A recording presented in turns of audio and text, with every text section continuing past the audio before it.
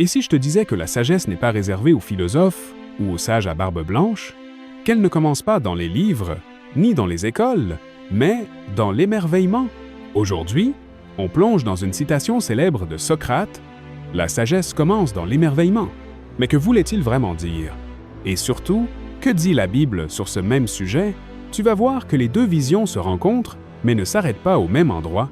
Socrate, père de la philosophie occidentale, ne prétendait pas tout savoir. Au contraire, il disait souvent « Tout ce que je sais, c'est que je ne sais rien ». Mais cette ignorance n'était pas une faiblesse, c'était une force, une porte d'entrée vers la connaissance. Pour lui, le fait de s'émerveiller, de s'arrêter face à un mystère, un ciel étoilé, une question sans réponse, c'était le point de départ de la vraie sagesse. Pas de certitude, pas de dogme, juste l'ouverture, le doute, l'envie d'apprendre.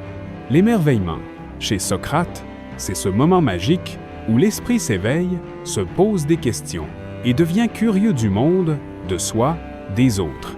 Contrairement à une idée reçue, la Bible n'étouffe pas l'émerveillement, elle l'encourage. Dans le psaume 8, le roi David contemple le ciel et dit « Quand je regarde tes cieux, ouvrage de tes doigts, la lune et les étoiles que tu as établies, qu'est-ce que l'homme pour que tu te souviennes de lui ?» C'est une parole de stupeur, d'humilité, mais surtout de conscience de la grandeur divine. Le croyant biblique ne se contente pas de s'émerveiller, il reconnaît un auteur derrière la beauté. L'émerveillement devient alors une porte vers Dieu. Et regarde le livre de Job. Job souffre, questionne, crie à Dieu, mais à la fin, il dit « Mon oreille avait entendu parler de toi, maintenant mon œil t'a vu. » Job 42, 5. Autrement dit, dans l'épreuve, dans le mystère, il découvre une dimension plus profonde de Dieu. Dans le Nouveau Testament aussi, Jésus s'émerveille. Il s'émerveille de la foi des petits, de la nature, du geste d'une femme simple qui verse un parfum sur ses pieds. L'émerveillement biblique est donc lié à la foi, à l'amour, à la gratitude. Ce n'est pas juste une posture intellectuelle, c'est une attitude du cœur. Lors, Socrate et la Bible sont-ils d'accord? Oui et non. Oui, parce qu'ils reconnaissent tous les deux que tout commence par une ouverture intérieure, un respect du mystère, une conscience que le monde est plus vaste que nos idées. Mais non, parce que Socrate s'arrête souvent à la question. La Bible, elle, va plus loin. Elle ne se contente pas de s'étonner du mystère. Elle désigne une source, un créateur, un sens. Socrate ouvre les yeux. La Bible ouvre les yeux et tend la main vers Dieu. Alors, à qui donner raison? À Socrate ou à la Bible?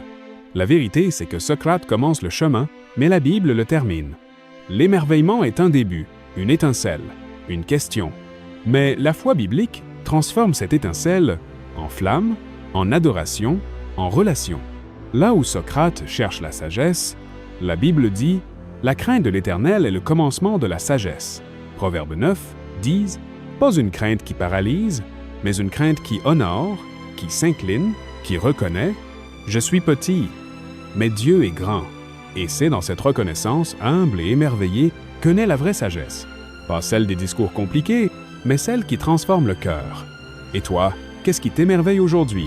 Dis-le-moi en commentaire. Et si tu veux continuer ce voyage entre philosophie et foi, abonne-toi. Ce n'est que le début.